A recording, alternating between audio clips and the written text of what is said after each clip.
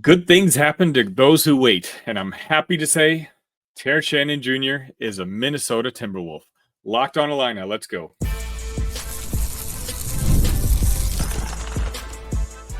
You are Locked On Illini, your daily podcast on the Illinois Fighting Illini.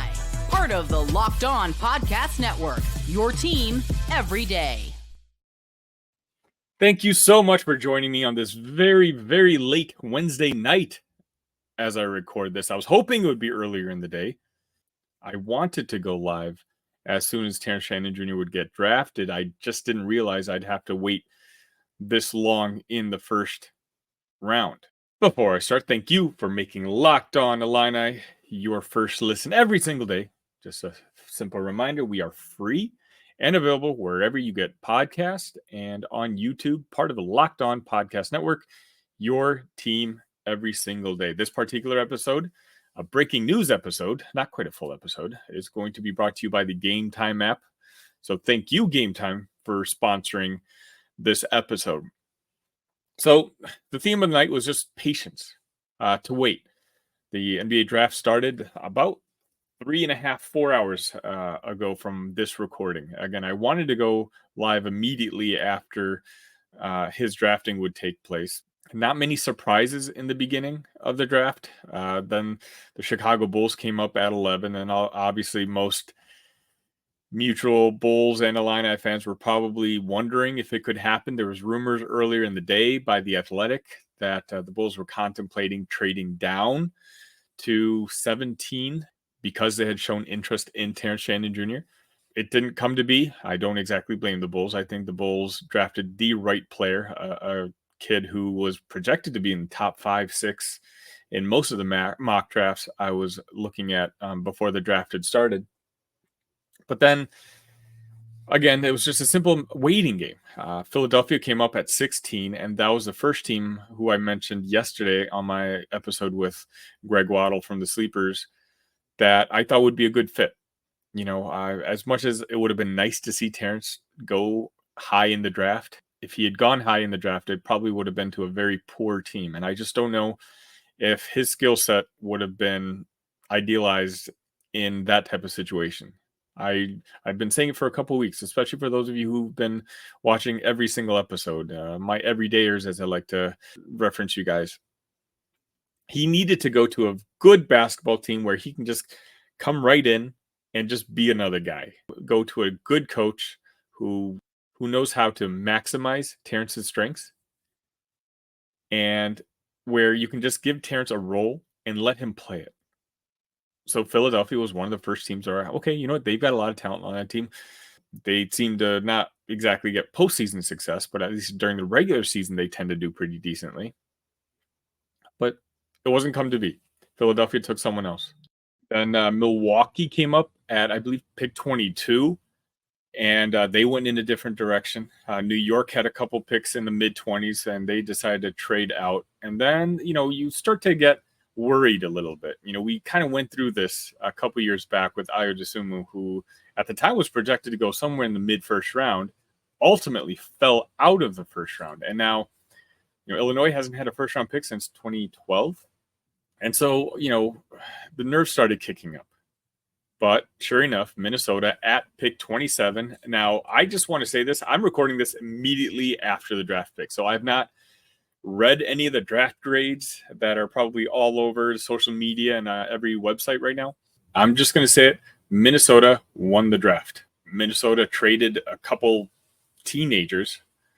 I'm talking about draft picks in like 2030 and 2031 for the rights to Rob Dillingham from San Antonio Spurs. And then at pick number 27, they were able to draft the best defender in the draft and probably the most NBA-ready player. And this is a team that lost in the Western Conference Finals against Luka Doncic and the Dallas Mavericks. This is a team that beat the defending champions, Denver Nuggets, a team that's just ready.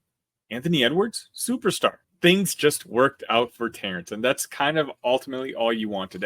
And he was super happy. He was interviewed right after he was picked, and he had this to say, quote, "It hit me like a bowling ball.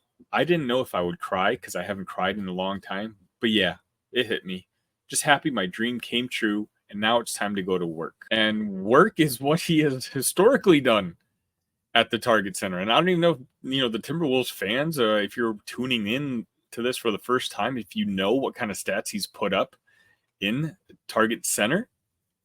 34.5 points per game, 4 rebounds, 48% shooting, 46% three-point shooting. Obviously, if you watched the Big Ten tournament, you saw Terrence Shannon Jr. be arguably the best player in the country during that week stretch. And now he gets to call that place home. He gets to play behind Ant, and he gets to play for a coach, one of the better coaches in the NBA, who just got a contract extension because of the wonderful job he's done with the Timberwolves. Historically, not a very good franchise. Historically, one of the worst NBA franchises, but they've really turned things around. As I said, they've got a budding superstar in Anthony Edwards, and Terrence can kind of play on that second unit. Minnesota itself, fantastic defensive team. Denver had no idea what to do with them. You have what seems like dozen-time Defensive Player of the Year, Rudy Gobert at center. You have Cat, Mike Conley at point guard. A team that just plays very good defense, and the team's trajectory is just going up. And that's exactly what we wanted Terrence to go to. Would it have been nice for Terrence to go top 10 like Zach Edey did at 9? Sure. But I don't know what kind of fit that's going to be. I don't know if I wanted Terrence to ultimately come to the Bulls, as I mentioned. It looks like the Bulls are going to be going in a rebuilding situation. Imagine him going to a team like the Wizards. He gets to go to Minnesota, and he gets to immediately. Minnesota probably is one of the top favorites to win the NBA championship next year. That's the type of environment Terrence gets to immediately slide into. Terrence will be 24 years old by the time next season starts. I would venture to guess he's probably older than Anthony Edwards is. But you're talking about two wings whose prime will kind of coincide with each other. Obviously Terrence is not going to be counted on to do what he did at Illinois. That's just not necessarily. Just do everything. Be our offense and be our defense. In Minnesota, catch and shoot and play defense. Minnesota needed another guy to guard players like Luka in the playoffs. And they've got arguably the best one from the draft. I'm really happy for Terrence. I'm really happy for Illini Nation. We've been waiting to have that first round draft pick for a while now. Not to mention, Terrence is about to get paid. The NBA rookie scale for the 27th pick has a total value of $2.5 million in the first year and total of $13,115,096 total value.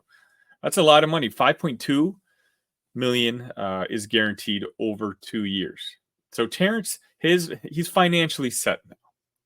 Now he can just, he's obviously put the trial behind him. He can kind of move forward, focus on what's important. That's play basketball. And if you're not much of an NBA fan, but you feel like you're going to watch a little bit more because of Terrence, let me tell you, you're very lucky. The Timberwolves are one of those teams that it's going to be fun to catch on NBA League Pass. They were a fun team to watch last year. They're one of the up-and-coming teams in the country. And now they've added what's going to be one of our favorite players in the league. And I'll be honest, I can't wait. I can't wait to continue on this journey to watch Terrence do his thing at the next level. I have no doubt, and I've said this before, that he can play in the league for 10 years if he wants to. He'll have that second contract because he works hard enough. He's not one of those players who's going to become complacent, especially after what he's just gone through. He's not a guy who's ever going to take things slow or take things for granted. I'm happy for you, Terrence. You deserve this. And it's not just me. All of Illini Nation is happy for you.